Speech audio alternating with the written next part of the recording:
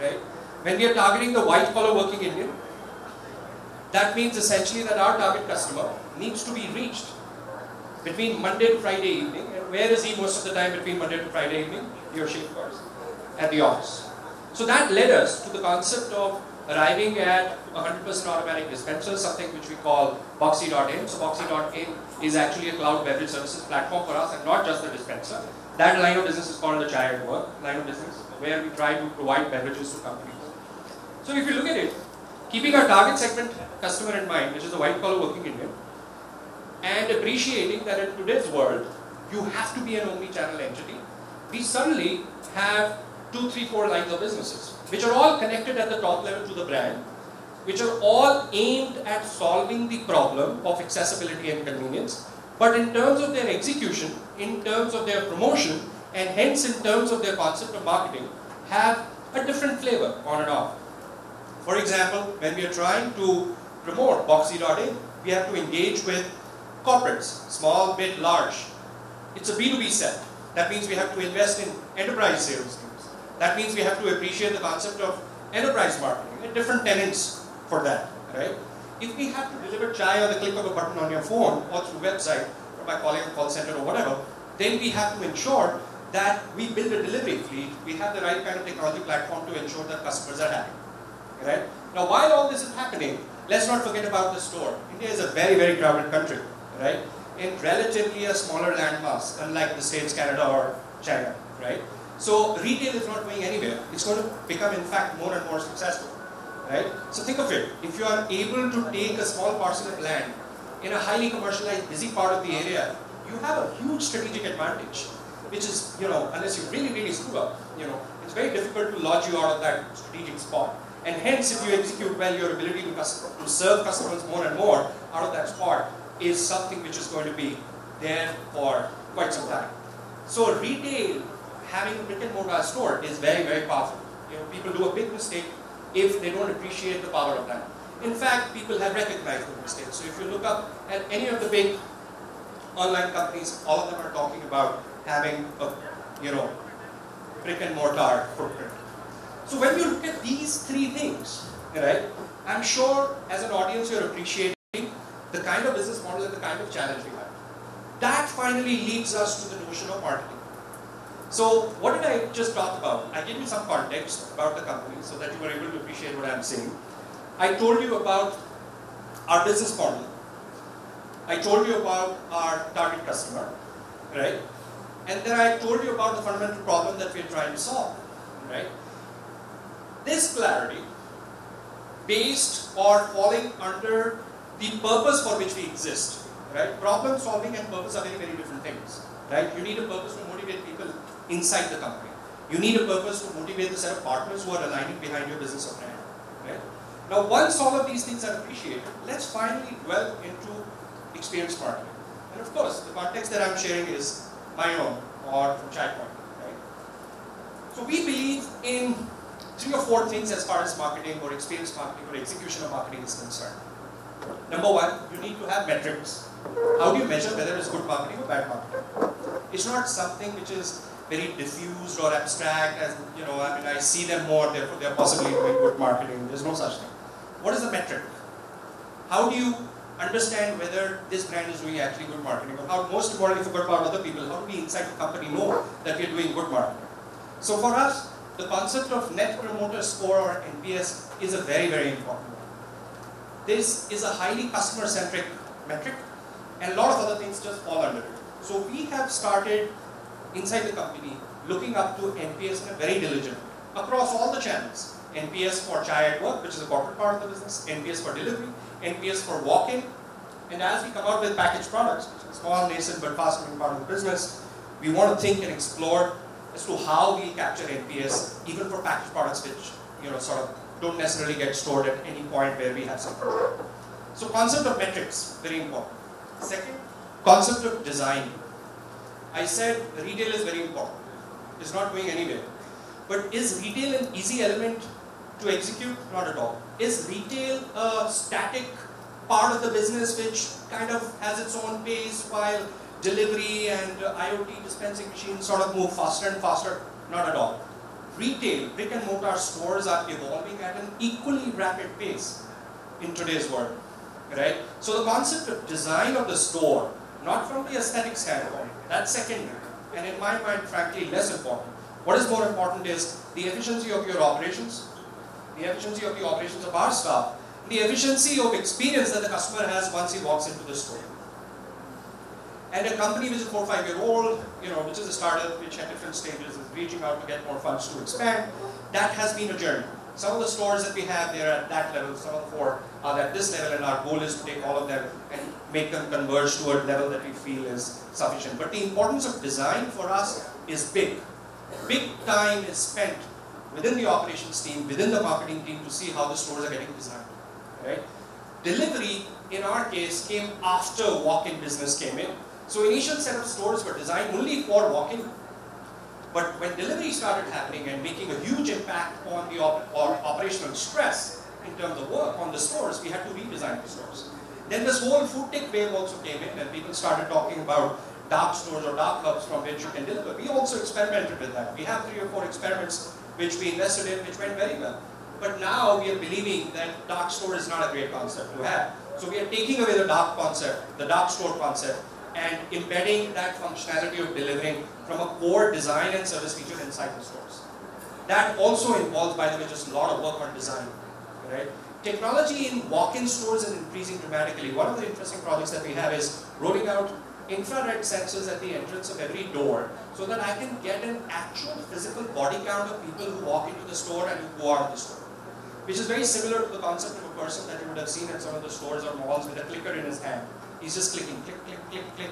He's employed by the mall or the store to check whether how many people are coming in and going out. Why? Even though they have bill counts, but they can be 10 people or 3 people or 1 person behind a single bill. So a receipt, is not an exact correct token for the number of people who are actually visiting. So from infrared counters to LED lights to, of course, software technology which is running the store, to audio systems. There's a huge correlation between a store which has good audio, bad audio, or zero audio, right? And the kind of audio, right? So having an internet radio station which actually is controlling the kind of songs that are getting played. So the amount of technology that we are seeing creep into the store is immense. There's one store that we are building here on HSR 27 Main, which is going to be a showcase store as far as our technology inside brick and mortar is concerned. It's going to have these infrared things. It's going to have LED lights which are embedded in some of the tables so that on the phone you actually know whether a certain table is available or not. Many times you walk into a cafe, right, and you realize, oh my god, I'm here with my team, I'm here to meet some people, but I don't have any space. To take away that disappointment, there are actually Wi-Fi cell phone charging mats that we have kept. In any store that you go to, you're always looking for a plug point to put your mobile phone or your cafe. You're always looking here and there. So what we are embedding is USB charging points on every table. And the tables themselves are connected to the power, so that you just connect your USB. All this keeping in mind our target customer. Right? If we execute this the way I'm talking about this, we will definitely improve the experience and it will be great experience marketing for the customer. So what did I say first? I said metrics. Then I talked about design. Third, training. I'll repeat again, training. The second video that we played sort of gave you a glimpse around the training investment that goes in behind the people. It's not easy. There was a time, 2.5, 3 years ago, nobody wanted to work in our stores because the young guys who you see in this video, they would have friends who are working in coffee stores and they would sort of feel degraded. That, hey, my friends work in a Starbucks or one of these bigger brands. So I don't want people to see me, I'm actually working in a tea store. Right? So, that is there, it's a reality. But in the last 2.5, 3 years, we kind of changed that with investments in training, with investments in perception, with coming out with a career roadmap. Now we have people from Starbucks, Domino's, every MNC brand out there wanting to join us because of the kind of programs that we are investing in. So if you're talking about experience marketing, especially in an omni-channel world, the concept of training is very, very important. If your own people are not trained, and not just the marketing people, but the various people who talk to the customers, you will not be able to influence marketing. Right? Very, very important. And that is an evolving concept for us. The fourth thing, which is equally important as far as experience marketing is concerned, is technology. Technology, And the expectations around technology are now just at a different level. To give you an anecdote, or I mean kind of a rough stat, our customer satisfaction levels of people who walk into our stores are way higher vis-a-vis our delivery. Why? Because the delivery experience is a very impersonal one for customers. On the phone, right, you know, it's very inanimate. It's very cold, heartless. Boom, I ordered, I want it, why didn't it come? And here, the benchmark is very, very high. You have companies who execute amazingly well. The Amazons of the world and so on. So you get very quickly compared to them. You say, wow, Amazon app is there here. Jacquard app, so many faults, don't like it, right? So the bar around technology is very, very high, and it's not just a playing field within F&B. Nobody is comparing a delivery experience of an F&B brand only in the context of F&B. They are thinking e-commerce, they're thinking every other brand out there. And the technology bars are also high. So that is also a big challenge. How do we invest in technology? How do we get the brightest people to come and back our brand and make sure that we are able to stand in front of the other global giants who may not have anything to do with the F&B business, but still from an experience and marketing standpoint are huge drivers even in our business because of the technology benchmark or the technology interfaces that they have defined and established and distributed for their consumers. So for us, I think there are these four things which are very, very important. We have a separate kind of a lens around customer experience. We are still at the start of our journey. I don't think we are in any way, candidly speaking, the benchmark of marketing experience or customer experience. But we are very, very clear on what we have to do. And I think if you look back at our track record, we have really improved at quite a rapid pace. And now in a situation where we are competing with the biggest brands out there, not only in terms of real estate, but in terms of delivery. I mean, for example, in the whole cafe business, or the beverages, hot beverages business, we never consider ourselves a cafe. In the hot beverages business, we were possibly the first brand, definitely in India, and amongst the first ones in the whole world to do delivery. That has made every other big brand, biggest in India and biggest outside of India, to look into our delivery operations and say, how are these guys doing hot beverage deliveries? Mind you, hot beverage consumption is way, way, way higher than cold beverage consumption in any part of the world. So that's just to give you the context. I think I'll just open the house for questions. Thank you so much.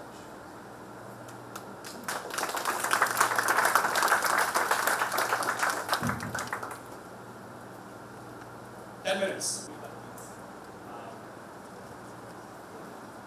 Hey. Also in the F&B space, I wanted to get your read on what you think about aggregators like Swiggy and stuff. Well, two things. So one is, there's definitely a fair amount of value being captured there. And the second is, it is another step in the brand experience. So what do you think this is going? That's a precise question.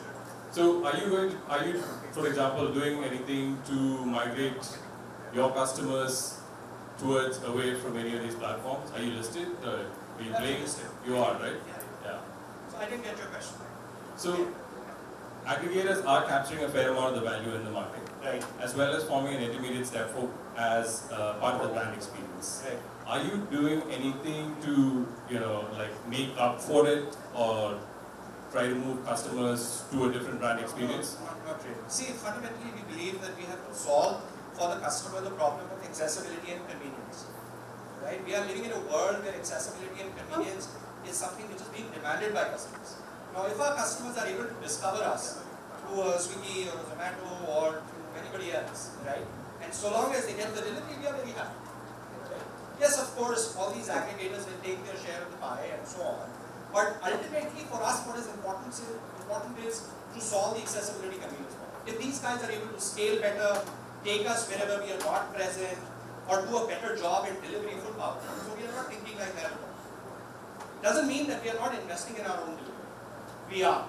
So we are free to about 75, 80 bikes here in Bangalore. We'll continue to expand on them.